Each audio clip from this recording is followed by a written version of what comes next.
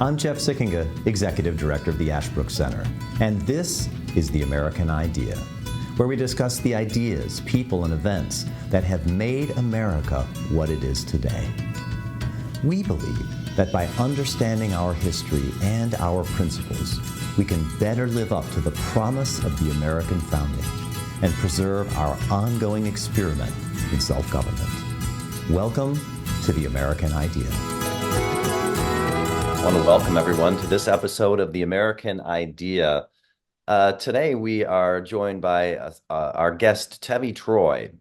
He is joining us again, actually. We had such a great conversation with him last time, talking about his wonderful book, Shall We Wake the President? Today we're going to be talking about another topic in presidential history, one that I think is going to shed some really interesting light on the presidency, on the economy, and on the relationship between the two. For those who don't know Tevi, he is, of course, a presidential historian and was formerly the U.S. Department Secretary of Health and Human Services, involved there. And of course, I think now, are you senior fellow at the Reagan Institute? I am, as of this week. Yeah. Fantastic. Well, welcome to your new position. Congratulations on that. This book is your new book, which I want to highly recommend to all of our listeners, is called The Power and the Money, The Epic Clashes Between Commanders-in-Chief and Titans of Industry. Boy, what an interesting theme for a book. And we talked, you mentioned this book last time when we talked, and I had a chance to dip into it, and it is a page turner. It's really an interesting story that unfolds about the clash, as the subtitle says, but also the kind of reciprocal need that CEOs and commanders-in-chief have for each other. Maybe I should start with this question, Tevi. When did we first start to see clashes between presidents and at what you call titans of industry? Yeah, it's a great question. And I really did enjoy our last conversation, Jeff. And I remember that I kind of teased this idea of the power of the money and suggested that you might want to have me on when that comes out. I had no idea how timely it would be in terms of the CEO involvement in a second Trump term and Elon Musk heading a Department of Government Efficiency. So the timing is really fortuitous. The clashes really begin at the beginning of the 20th century. The fact is, and I lay this out in The Power of the Money, there was very little mechanisms for government if they wanted to do anything to business before the 20th century begins. So Rockefeller, John D. Rockefeller, builds his empire and a monopoly with very little ability of government to rein in what he was doing. But then you start to have the development of the Sherman Antitrust Act, and you have politicians like Theodore Roosevelt who go after the trusts and go after big business. And the combination of having executive interest and executive direction against these companies, plus legislative efforts to rein them in, led to a situation in the early 20th century where you start to have these clashes develop. And that's really where the book, I think, gets going. And if you were to say, let's mark the beginning of these clashes, what's the first real epic clash, or at least the first epic clash that makes its way into the newspapers for the public to hear about and know about? Well, first I'd have to talk about J.P. Morgan in 1895. There's a financial crisis, and he goes down to Washington, and he tells Grover Cleveland, who's in the news again these days because he's similar to Trump in that he ran, lost, and then ran again and won. So, serving two non-consecutive terms, that he has an idea for how to solve the financial crisis. Grover Cleveland doesn't want to meet with him. And JP Morgan basically says, I'm here, I'm in a hotel, and I'm staying until you see me. And then he does see him, and Grover Cleveland is, in the end, glad he saw him because Morgan helps fix the U.S. economy, although at some political cost to Grover Cleveland. So that was the first one. But I think the really big one is between Teddy Roosevelt, and John D. Rockefeller. It's interesting that it happens after Rockefeller's technically retired from heading his company, but he's still a convenient villain. And Roosevelt uses him as someone he's targeting. He's going after him specifically. There are times where there are things that Standard Oil does that, in terms of lobbying, that Rockefeller had nothing to do with, but Roosevelt sees it as convenient to blame Rockefeller for doing it. and he has late night meetings in the White House where he's specifically targeting Rockefeller and talking about how to go after his company. So I think that's really the first big epic clash in the book, and really, as you said, a riveting read. And of course, as you lay out in the book, as we move in through the early 20th century, we get into the 1920s, and there it looks like, for example, during the Coolidge presidency, that there is a kind of if symbiotic might be too strong a word, but a kind of positive relationship between President Calvin Coolidge and at least some titans of industry, even perhaps in his cabinet. What's the relationship in the 20s before setting the stage, of course, for the Great Depression in the 30s? Well, I think what I try to get at in The Power of the Money is that there are both negative aspects and positive aspects to dealing with companies and CEOs. The negative side we've already talked about, they have monopolistic practices or sharp elbows, or they do things that government wants to rein in. The positive side is they can bring a lot of benefits. They can talk up the economy. They can be celebrities like Elon Musk is. His celebrity was at least as valuable to Trump as the celebrity of, let's say, Taylor Swift was to Kamala Harris. So they're celebrities. There's kind of a reflected glory of dealing with these big, iconic American figures. They can bring in money to the campaign. So there's a lot of benefits. And I think Coolidge, and to some extent Harding before him, they see the benefit of dealing with CEOs, being photographed with them. There was this group called the Vagabonds, and Henry Ford was one of them. They traveled the country and they would do these vacations, and they had a Ford cameraman go with them. And both Harding and Coolidge come to the Vagabond vacation sites and hang out with them. And it's seen as a benefit to all. The president benefits from being seen with these titans of industry, and the industry people get some benefit, political benefit, from being near the president.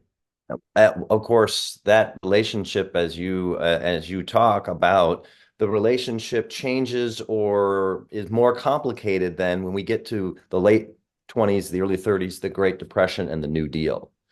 Franklin Roosevelt is declared by some to be a traitor to his class, directly targets captains of industry, but on the other hand, wants to seem to try to work with them in certain ways. Talk about the complicated relationship that FDR has with titans of industry. Yeah, FDR obviously takes office during the Great Depression, so business has taken a reputational hit, and he's happy to go after them and criticize them. He even has a designated cabinet member, Harold Ickes, who is the father of the Harold Ickes that was a fixer for Bill Clinton. So Ickes is the one who would denounce the CEOs and titans of industry for on behalf of Roosevelt and his political operation.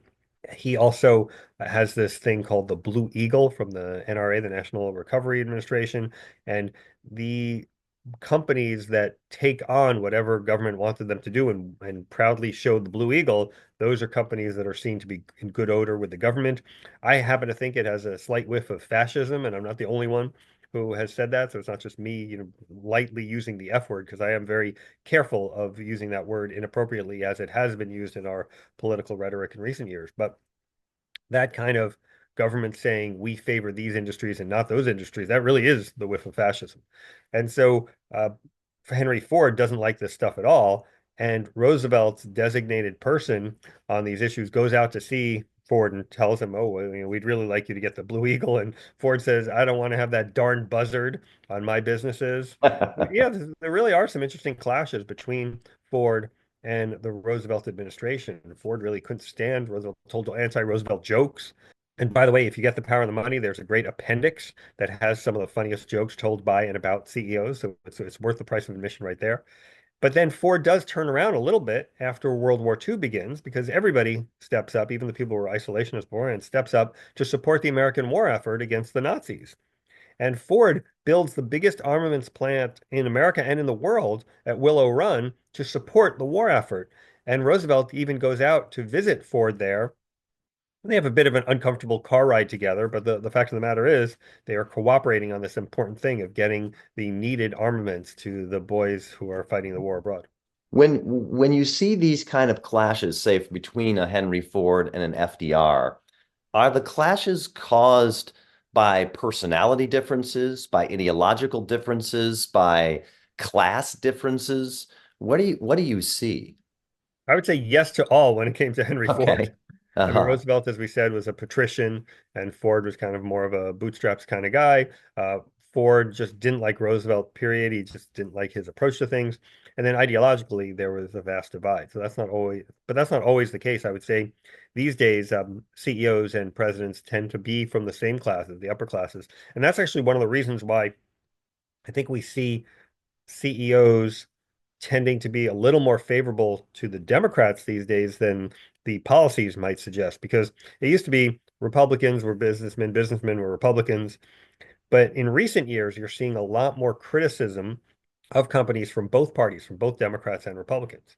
And a lot of these CEOs say, well, if the Democrats are going to criticize me and the Republicans are going to criticize me, I might as well hang out with the people whose kids go to my kids' school. And increasingly, those are kind of blue state bubble, elite college type people. And so these days, there is that personality aspect of it, or the class aspect of it, that leads to big businesses being a little more favorable to Democrats than maybe the policies would warrant. Did you see that same kind? Now I'm thinking of the post-war era from sort of, as you mentioned, there's a kind of coming together in industry during World War II, but then the war is over. And from 45 until maybe Reagan's time or so, I think a lot of people, at least in the popular imagination, think this is a time when industry and government, titans of industry and presidents got along really well together, and sort of everybody worked together for the common good of America. Is that popular understanding true, or is it more complicated? I mean, there's some truth to it. I don't think business was nearly as pilloried then as it is now, but you had clashes. I talk in the book about Lou Wasserman, who is a Hollywood agent, wants to buy a studio, and he gets into conflict with Robert F. Kennedy's Justice Department, which is what leads Wasserman to get more and more involved in Washington and befriends multiple presidents, including LBJ, Lyndon Johnson, and Ronald Reagan. You also have Lee Iacocca, who his first meeting in the Nixon White House is when he's trying to convince Nixon to overturn a Department of Transportation effort to impose Ralph Nader-like regulations on the auto industry. So, government was still getting involved in stuff, and government can have a huge impact on these businesses. Negative policies or negative regulations can really harm companies, and they're very cognizant of it. Also, I wouldn't necessarily put a capstone to that era with Reagan, because Reagan was generally pretty friendly with corporations. That doesn't mean he did everything they wanted, but in general, Reagan wanted to have a pro-business attitude in his administration, and we saw a real economic boom in those years. Before we continue with our conversation, I'd like to have one of our faculty members tell you about a special documents-based graduate program for teachers of American history, government, and civics. Hi, this is John Moser, chair of the Master of Arts in American History and Government program at Ashland University. If you are an educator who teaches U.S. history, government, or politics, our program may be just what you've been looking for. Our approach is to emphasize primary sources, since we think the best way to study the past is to read the words of those who lived it. We have a distinguished faculty made up of professors from both Ashland University and from colleges and universities across the country. And they're not there to lecture to you. We think it's better to learn through conversation about the documents. Ours is a hybrid program with two different types of seminar. The first are our week-long intensive in-person courses during the summers on the beautiful campus of Ashland University. The second are our live synchronous online seminars offered throughout the year. So if you're a social studies teacher and you're looking to deepen your understanding of America's past and its politics, please check out the Master of Arts in American History and Government program. You can do that by visiting tah.org/programs. One of the things that we know from American history, the continuing issue of things like tariffs, which start, way back at the American founding all the way through the late 19th century. It's an important issue. The parties seem to switch positions and maybe have switched positions again on the issue of tariffs. And of course, tariffs affecting some business interests positively, some negatively on particular issues. Does that cause conflict between CEOs and presidents on things like tariffs, or is it a broader causes that create conflict? Look, obviously, tariffs is an issue of conflict. And one of the things that's going on with tariffs is it used to be these were congressionally determined things. And now it's much more in the power of the executive branch to say, I'm going to target this business and not that business. That makes it more open to lobbying of the executive branch because these CEOs want to call the president to say, well, Mr. President, of course, I love the idea of tariffs on my competition, but don't do it on my company. And so, yeah, I think that that is part of it. And I think we're going to have a bit of a free for all if Trump really goes through with his ideas about putting forth tariffs on pretty much every product. And I think at the end of the day, he's not actually going to do it, but we'll see. In contemporary times, you've already mentioned there's an interesting relationship. I mean, one of the sort of the thesis of the book is, that there's a difference between a president and a titan of industry, that they're two different people. What if you have a president who is in a certain way a titan of industry? People are, a very rich person who's been very successful in business, someone like a Donald Trump. In the contemporary age, do we still see the clash, or has government developed in such a way that, in fact, now there is a more involved and maybe symbiotic relationship, whether it's good or bad, between government and big industry? Yeah, what I call it in The Power of the Money is more of an entangled relationship. Big Yeah, business, explain that. That's a really interesting term.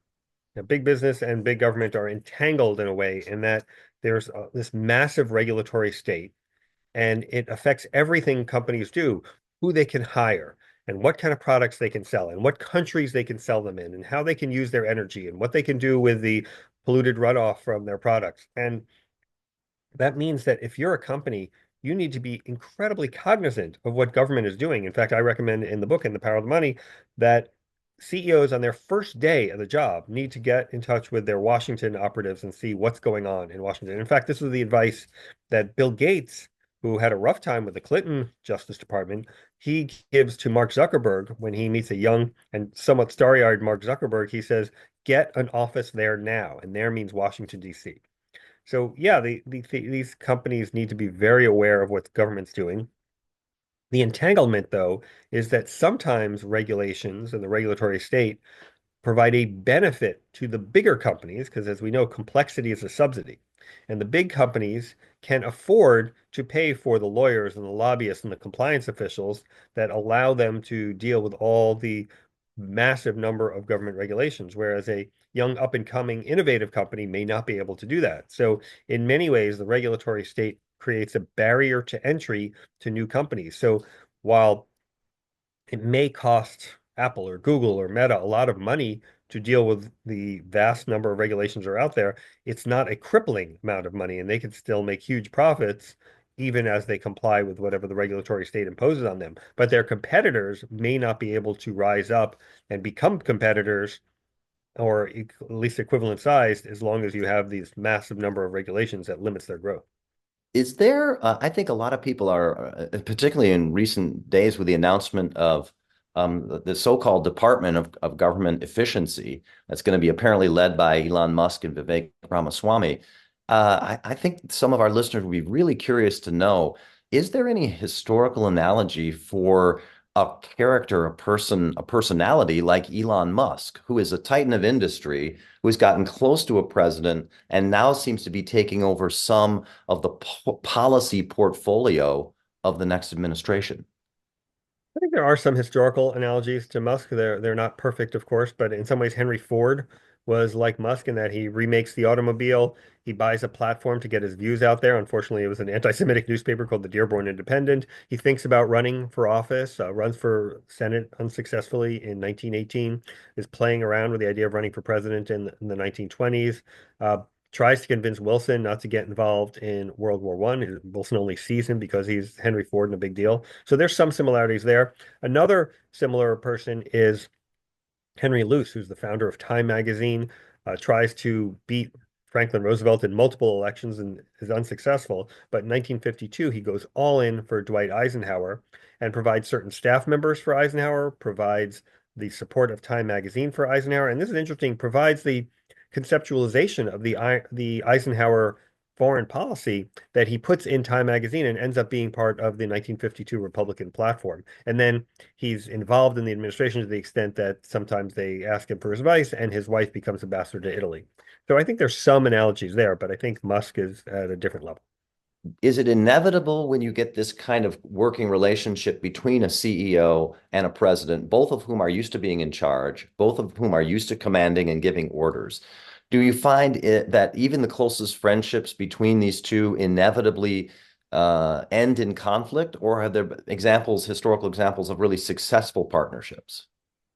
Yeah, I don't think they necessarily end in conflict, especially if the CEO doesn't get involved in government. Once the CEO enters government, then he or she is under the thumb of the president, and a lot of these big name CEOs don't like. But on the other hand, the flip side is that presidents like these CEOs because they feel like they can understand each other.